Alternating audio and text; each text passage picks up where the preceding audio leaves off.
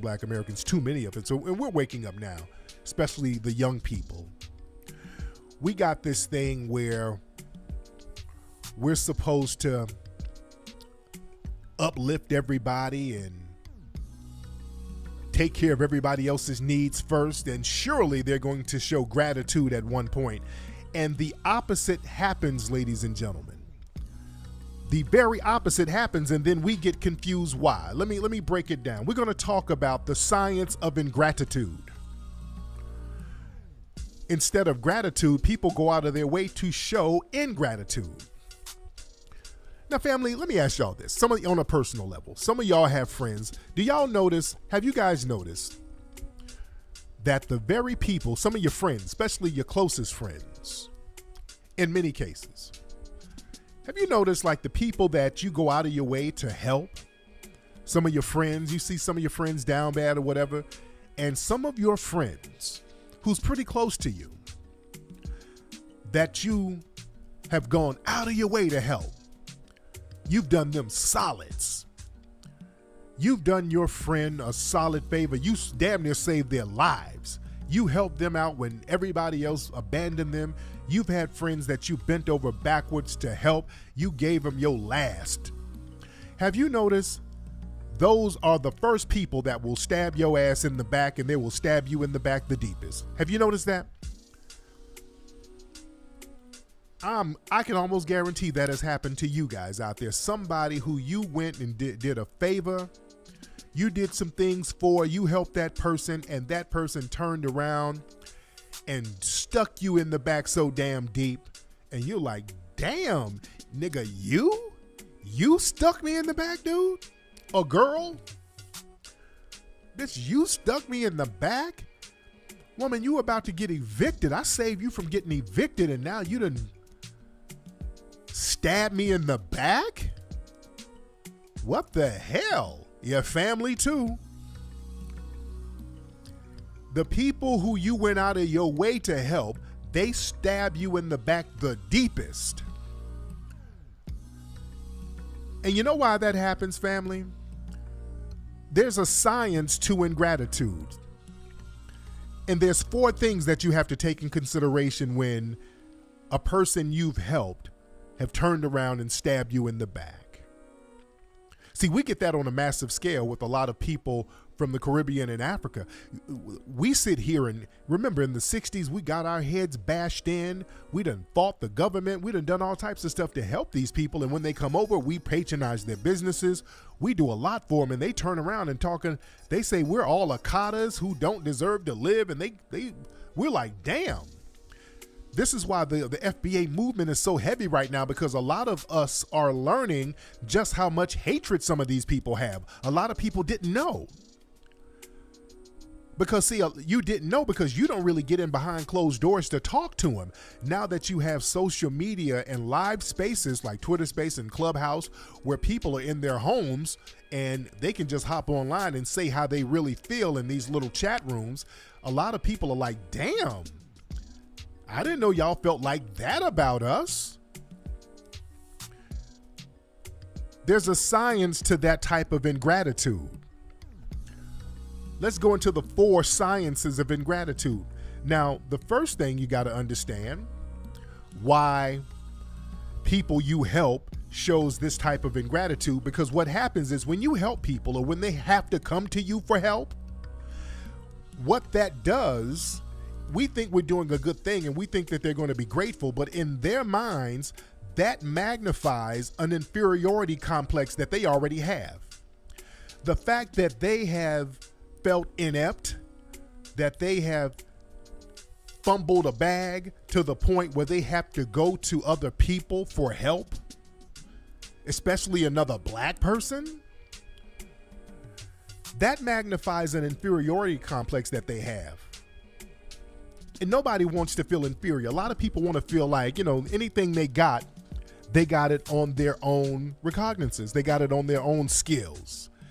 And when you go to somebody for help and they throw a bone to you, that person seems like they're in a superior position over you. And that bothers certain people. Like, this is my friend, and now the balance is unequal. I'm not this person's equal no more. I'm not this person's equal friend. I'm now an inferior to this person because I had to go to this person to get them to throw a bone at me. So now there's a resentment there. You see, there's a resentment there. Now, I'm not saying this to the family to not do good deeds. We always still try to do good deeds, because how somebody is going to receive that deed, that's up to them. Long as you do the good deed. Because sometimes you do good deeds for people and you're like, man, if I'm gonna get people like this gonna stab me in the back, man, damn that. We still continue to do good deeds, but don't do good deeds to the point where we're gonna be devastated by it at the end of the day, where we put ourselves out there, where we're giving away all of our resources and we're uplifting people who want to just wipe us out. Yeah, that's like Judas. Yeah, Judas did that to Christ. Real talk. Now, another part of the ingratitude science, another reason why there's that resentment there, is because of entitlement. Because what happens is a lot of people who sit here and know that they got a friend like you who will bail them out, they can go to you for favors and they can go to you to help them out when they get in a bind. They go out here in the world and they make more reckless decisions. They can go out here and make more emotionally based decisions. They can go out here and make more gambling mindset decisions. And in the back of their mind, they can be like, well, hell, I got a buddy who can help me out, so I'm gonna go out here and be as reckless as I can be. You see? They go out here and trick their money off or smoke their money off, and then when rent comes up, oh, damn, man, I tricked my money off. I was at the club messing my money off. I was buying weaves or whatever. But my homegirl, she'll hook me up. I go to her. You see? And then what happens is, after a while, people say, hey, you know what? I can't keep, giving you money. I'm not an ATM. I can't keep giving you money. I can't keep bailing you out. So I'm not going to help you out this time, man. You got to do you. I can't help you this time. Then all of a sudden the resentment comes in. Oh, you ain't keeping it real. Oh man, I knew you weren't shit. They already had this condescending, resentful mindset, and that just helped justify it towards the person who helped them. You dig? That just helped justify it. So people get this jive-ass sense of entitlement. Now, does that sound familiar with all of these people who we help out? And every time we want to give homage to our culture, they want to jump in and lay claim to it. That's a sense of entitlement. Just like with the Latino and hip-hop thing. Well, I was in the Bronx, so I need 50-50 credit. Yeah. Anything y'all niggas get, I'm supposed to get too. So we're supposed to get 50-50 credit. That's entitlement, guys. That's this crazy sense of entitlement that they're supposed to get everything we're supposed to get. Notice whenever black folks are talking about getting something, a lot of these anti-black Latinos jump up talking about, well, what about us? We supposed to get that too. Oh, reparations? Oh, we supposed to get reparations first. How the black folks gonna get reparations in us? What? Remember that clip I played of J-Lo? All of me pulling this stuff, where J-Lo was up there with these people from, I forgot, it was some kind of corporation, and the corporation gave some money to black women, and J-Lo threw some shade. J-Lo was like, yeah, I heard that you are giving millions of dollars to black women. I hope you're giving it to Latinas. Hope you do the same for Latina women too. Throwing shade. This entitlement, anytime if we get something, they're entitled to the exact same thing. We're not obligated to go for that, family. This is why this hip hop conversation is very important. All of these groups, the minute we start talking about what we should get, we sit here as black folks, we create all of these damn programs to give tangibles to these groups. And the minute we talk about, okay, listen, guys, we've done enough for you guys. We done papered you up. Y'all got all types of money over here from our tax dollars. So what we're going to do now, family, since we got you guys together, we got you straight. Y'all set your businesses up, and we're the ones patronizing your businesses and your nail shops. Okay, so right now, we're going to focus on us, foundational black Americans, getting some tangibles. What? What about all people of color? All lives matter. Why y'all gonna get some? then the hating comes. All of these damn so-called people of color groups are the main ones hating. You dig? All of a sudden, you FBA niggas are a hate group. You see, we're telling all of these other people, just hold your own nuts. We're not, if you want to go get your own money, go ahead and do that. But we are going to focus on us. We can't carry you. You niggas are a hate group. We are a hate group now after we done carried you for 50 damn years. You see? Let's get into the third one.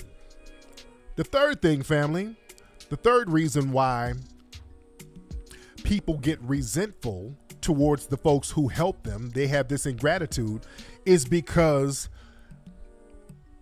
you can't front with the person who you had to go to with hat in hand.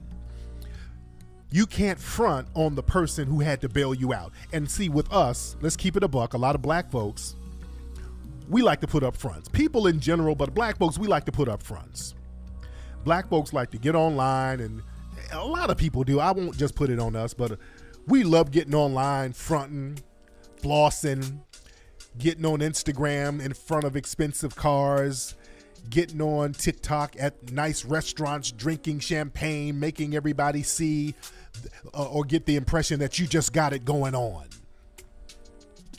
We love to show how ballin' and how we got it going on and how we popping and how life is lavish for us and how we doing it big and we are just popping champagne. All of that works online, but you know that there's a person over there, your friend, who had to bail your ass out, who had to give you money for an abortion, who had to help you get your apartment because your baby daddy threw your ass out. Your one best friend over here knows all your business. They know that you ain't balling. You see, you got that one friend over here who had to bail your ass out, and you can't front for your friend. And your friend ain't even throwing it up in your face, but just the fact you know that there's somebody over there who knows that your ass was just down bad and they got dirt on you, that bothers you in the back of your mind. I got somebody who knows the real me. This person knows that I'm not balling like everybody online thinks I'm balling. So you got this cloud. That person who helped you now, it becomes a cloud on your floss. You see, the person who knows the real you, you look at that person as a detriment to all your front. So now what you have to do is even the score by trying to get or create some dirt on that person. So now you try to instigate a beef or try to find some dirt on the person who helped you so that you can kind of equal it up and balance it out. You see?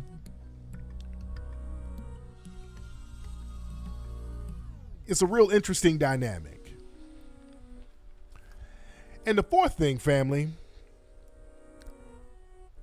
the fourth reason why there's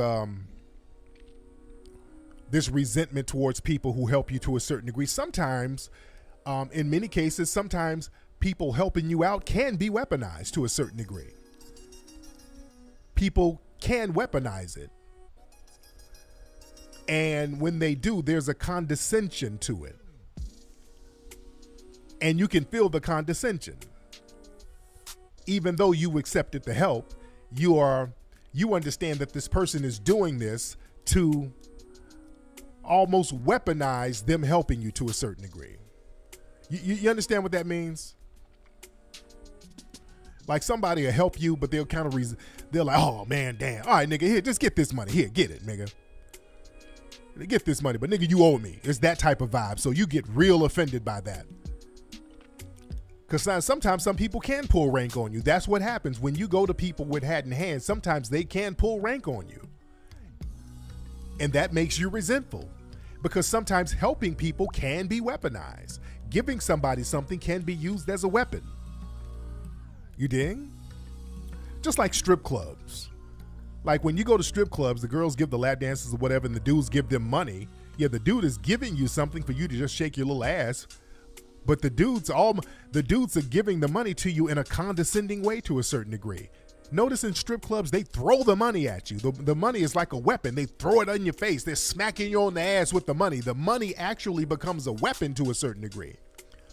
And the girls can feel that. That's why a lot of girls don't like tricks. A lot of girls in the game, they have a disdain for tricks in the back of their mind because they understand that they're using the money as a weapon. That's why they got to go with hustlers and max. That's why they choose up on some players, because they have a psychological disdain for the tricks, because they know the tricks are weaponizing the tangibles that they're giving to them. You understand? It's a real deep dynamic. You can, again, weaponize helping people. You can help people almost as a way to insult them. I've done that. I do that to my enemies. You want to really piss your enemy off? Help your enemy. Psychologically, it messes with them. I've done that. Remember when Fraudinista Jones, that Caribbean tether who stays online hating on foundational Black Americans all the time, getting with the white supremacists against foundational Black Americans, talking all of that crap and kissing white males' asses and all that stuff. And remember some years ago, she was on Twitter begging for money because her car got towed or something, some janky BS that happened with her goofy ass. And her car got towed or something. And she was on Twitter begging for money to get her car out of impound. And then I gave her the money. I'm like, oh, she only needed like a couple of $100, and I sent $200. Do y'all know that burned that woman's soul? That crushed her inside. That crushed her damn spirit. She actually gave the money back. She's like, I ain't taking this money. Oh, I hate him so much. I hate that bastard Tariq. I hate him. That crushed her damn spirit, which I knew it would do. I knew that would tear her ass up. I did the same thing with old musty ass Synthetic G. Remember Cynthia G was talking greasy, and I sent her $100 to get a synthetic ponytail to match her bayang, and she took the money. Now that made her look like a bum. She gladly took the money, and that made her look like a big bum. I knew what it was going to do. It made her look like the little clout-chasing bum she was. She took that money gladly and didn't even get the damn ponytail I told her to get. She showed back up with that raggedy-ass bayang and a damn head wrap.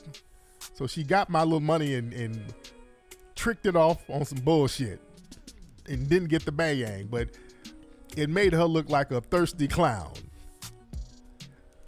You dig? Yeah, sometimes you can use the money to weaponize. It can be used as a weapon. You dig? But see, again, that whole thing, when you help people and they have to come to you for help, that just wakes up this inferiority complex with them. That's why you have a lot of tethers come over here talking about how good they're doing. They like to come over here and pretend that we're doing better than you niggas.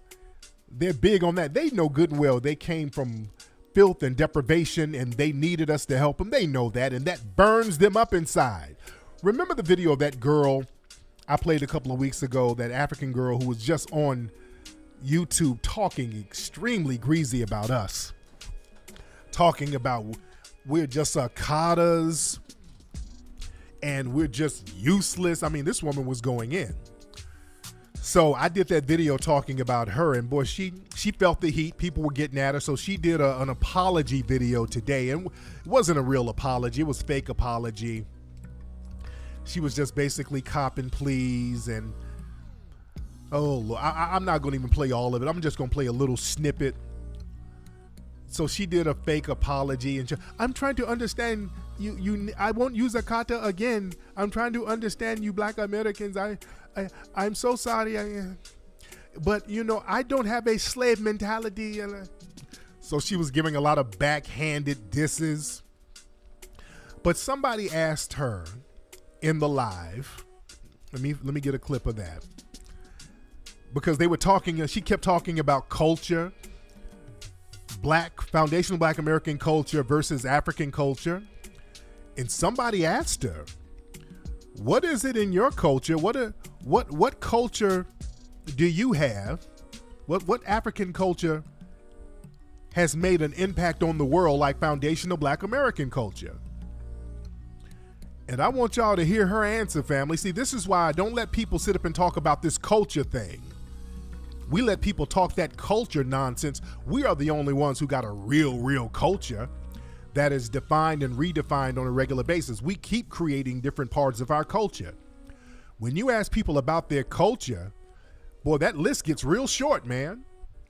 But hold on, this is her talking about the culture. Hold on, listen. Name one aspect of African culture that has made a major impact on the world, like Black America. So you guys are going in on me.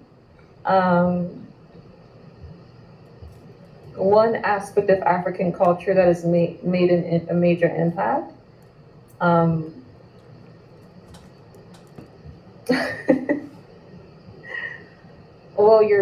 boy, she's thinking hard, ain't she? Hold on. Well, your resources, the resources from Africa, like oil and shea butter. You guys thought I didn't know that. The shea butter you use has made an impact on your life and your beautiful skin. Because we all know melanin is beautiful. You can't lie about that. So the shea butter that derived from Africa is definitely a major impact. Family. This woman sat up here and said, the part of African culture that has made an impact on the world and our lives is shea butter. And she had to think long and deep for that, family. Family, shea butter has nothing to do with no culture. We should have been questioning these people and calling them out a long time ago with that culture thing. This woman said shea butter. Shea butter has nothing to do with culture. That's just nature. That's beyond a reach. That's so beyond a reach, family. Shea butter has nothing to do with culture. Whatever group of people are over there, there's going to be shea butter. Shea butter comes from trees. It comes from nature. Oil is not culture. That's just something that's already in the ground. That's not culture. That's the best this woman came up with. Lord.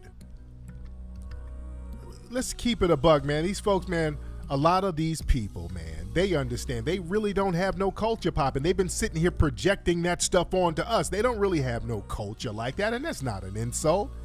That's why people have to leave. They don't really have a culture like that. I mean, we are the culture here. Foundational Black Americans, and don't let nobody ever forget that, family. Don't ever let